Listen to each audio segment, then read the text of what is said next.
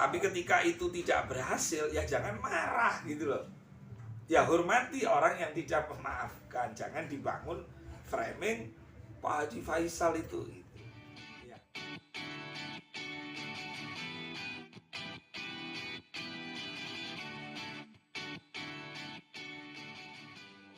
Berkaitan Mbak Tiara Marlen, karena sekarang ini kan proses hukum kan sedang berjalan. Nah, kita harus hormati hukum. Tetapi karena ini menyangkut kemanusiaan, saya sebenarnya sedih ya melihat Mbak Tiara menangis seperti itu. Padahal dulu sudah saya pernah lah menasehati, bukan menasehati lah, sharing saat itu. Nah begini menurut saya, ini hanya sekedar masukan aja. Kalau memang mau minta maaf atas ucapan, atas perilaku, atas kesalahan, maka sebaiknya dilakukan dengan cara-cara yang benar, dengan cara-cara yang baik, termasuk menjaga perasaan orang yang dimintain maaf gitu loh.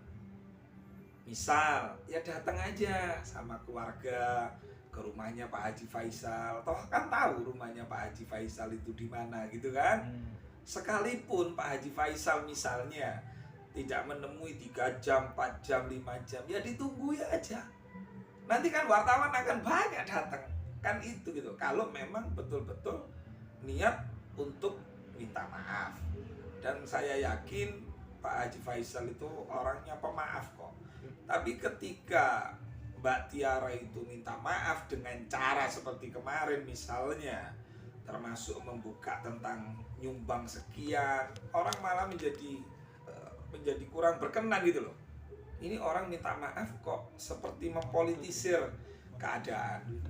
Jadi saya kira itu kalau berbicara tentang Mbak Tiara Marlen, kalau berkaitan dengan proses hukum, ya monggo aja, silahkan kalau memang proses itu berlanjut sebagai bentuk dari resiko. Karena begini, di zaman sekarang ini, di era digital ini, memang ini adalah bentuk, ada hikmah di balik ini semua. Hikmahnya apa? Kita harus berhati-hati untuk ngomongin orang lain ini. Kita harus betul-betul berhati-hati. Karena apa? Karena ada undang-undang ITE itu. Jadi kalau dulu hibah, dusta, itu biasa. Tapi kalau zaman sekarang ini, karena undang-undang dibuat itu untuk melindungi masyarakat, maka ini harus menjadi menjadi perhatian penting, termasuk khususnya Mbak Tiara Marlen. Tidak menutup kemungkinan kita ini juga akan mengalami hal yang sama ketika tidak mampu mengendalikan emosi. Itu tidak mampu mengendalikan hawa nafsu, sehingga akhirnya berurusan dengan kepolisian. Masih untung itu dikenakan wajib lapor 2 minggu sekali. Masih untung itu. Itu karena mungkin hukum mempertimbangkan karena ada anak gitu kan. Nah ini masih ada kesempatan. Karena apa? Sesuai surat edaran Kapolri, bahwa yang namanya delik aduan menyangkut pencemaran nama baik, itu ada namanya restoratif justice. Nah Mbak Tiara harus menggunakan kesempatan ini untuk betul-betul menjadi orang yang kullu bani Adam khata'un wa khairul khata'ina tawwabun. Yaitu sebaik-baik manusia, setiap anak Adam itu pasti kok mempunyai dosa dan kesalahan. Nah gimana caranya untuk menebus itu semua? Bertobat kepada Allah dan meminta maaf kepada orang yang didolimi tadi itu. Dengan cara ya tadi itu, nggak usah panggil media, datang ke rumah, nggak usah bawa apa-apa ke Pak Haji Faisal. Insya Allah lah, namanya orang beragama itu pasti punya hati, punya perasaan gitu. Tapi ketika itu tidak berhasil, ya jangan marah gitu loh. Ya hormati orang yang tidak memaafkan. Jangan dibangun framing Pak Haji Faisal itu.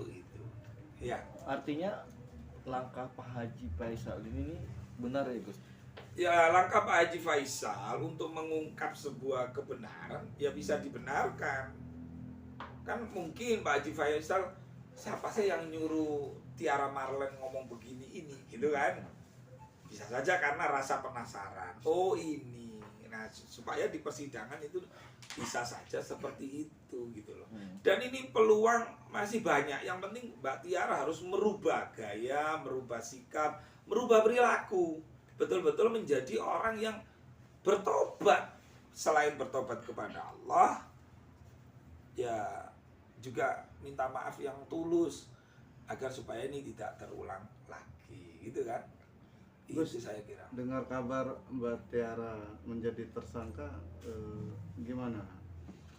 Ya ketika saya waktu itu dilaporkan itu, ya prediksi saya pun dulu pernah ngomong sama Mbak Tiara itu kan, ngapain bikin statement seperti itu gitu loh. Terus dia nyebut nama orang itu, mohon maaf saya nggak bisa sebutkan itu gitu loh. Jadi ketika ini diproses hukum, ya saya menduga pasti karena sekarang ini kan eranya keterbukaan, nggak bisa polisi melindungi, menutupi, nggak bisa. Jadi ketika ditetapkan tersangka ya nggak kaget saya, ya pasti tersangka karena memang yang dilakukan itu nggak bener, kurang tepat gitu loh. Tapi sebagai manusia kita ini kan kemanusiaan, ya saya berdoa mudah-mudahan apa yang diharapkan tentu pokoknya jaluk sepuro sing sak teman-teman nih gitu loh. Ojo digawe framingan, bangun narasi terus sampai menyudutkan, apalagi ada tambahan baru nyumbang gala sekian, yang ini enggak sekian, jadi tambah rancu kan. Jangan sampai itu terjadi lagi gitu loh. Silent, diam, perbanyak istighfar kepada Allah, lalu lakukan apa yang saya sarankan tadi. Diam datang habis sholat subuh, bismillahirrahmanirrahim, berangkat sama anak, udah ditunggu aja depan rumahnya Pak Haji Faisal. Iya gitu. Berarti langkah yang diambil oleh Haji Faisal kemarin itu ternyata istilahnya tuh ini ya, Gus? Dibenarkan karena negara kita ini negara hukum.